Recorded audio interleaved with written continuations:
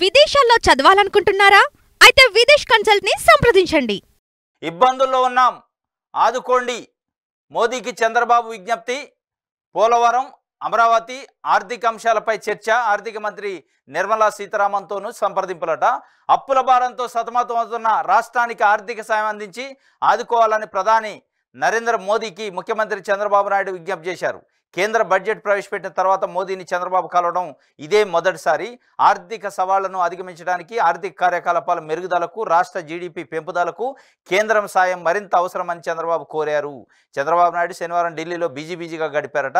2 రోజుల పర్యటన నిమిత్తం ఢిల్లీ వెళ్ళారు ముఖ్యమంత్రి చంద్రబాబు నాయుడు గారు. చంద్రబాబు నాయుడు గారు లిటరల్గా నరేంద్ర మోడీ గారిని కానీ లేదా కేంద్ర ప్రభుత్వాన్ని దేహి అని అడుక్కుంటున్నట్టే ఉంది తప్ప, డిమాండ్ చేసి మా రాష్ట్రానికి రావాల్సిన హక్కులు, మా రాష్ట్రానికి రావాల్సిన నిధుల్ని మాకు ఇస్తారా చేస్తారా అని డిమాండ్ చేసి అడిగే పరిస్థితి కానీ అడుగుతున్నట్లుగా అనిపించలే. మేము బాధల్లో ఉన్నాం, ఇబ్బందుల్లో ఉన్నాం, ఆదుకోండి. ఆ బాధల్లో ఉన్నది, ఇబ్బందుల్లో ఉన్నది మోడీ గారికి తెలియదా? తెలుసు కదా. అంటే మీరు ఇలా కేంద్ర ప్రభుత్వంలో భాగస్వామ్యం ఉన్నారు. మీరు అడుక్కోవడం గారు గుంజుకొని రావాలా? మీరు అందులో మీకు అందులో ఒక వాటా ఉంది. ఆ ప్రభుత్వంలో వాటా ఉన్నట్టు మీ పైన ఆధారపడి ఇలా కేంద్ర ప్రభుత్వం ఉన్నట్టు మీరు అడగట్లే. దేహి అని అడుగుతున్నట్లుంది. దేహి అని అడగాల్సిన పరిస్థితులలో మిమ్మల్ని ఏపీలో ఉన్న ప్రజలు మిమ్మల్ని ఆ పరిస్థితులు కూర్చోబెట్టలే.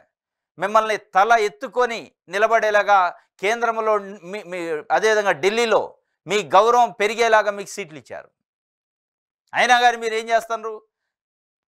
ఇట్లా బతిలాడి వంగి దండాలు పెట్టి ఈ అడిగే పద్ధతితో నరేంద్ర మోడీ గారు ₹1 పైసా అయ్యాడు. ఇది అందరికీ తెలుసు.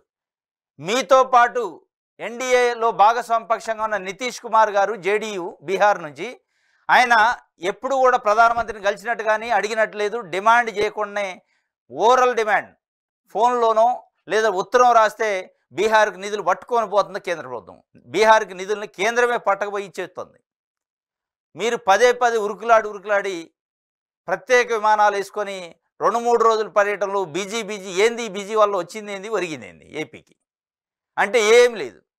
ఇగో ఇది కాదు చంద్రబాబు నాయుడు గారు మీరు చేయాల్సిన ప్రాసెస్. ఇది కాదు.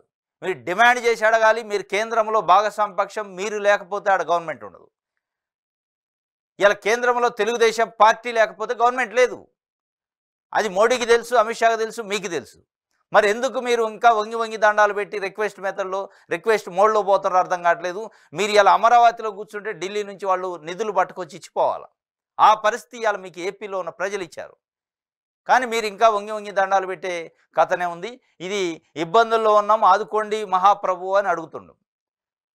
వాళ్ళు ఎట్లుందంటే చూద్దాంలే చేద్దాంలే అన్నట్టుంది తప్ప అది ముందుకు పోయేది లేదు, అయ్యేది లేదు.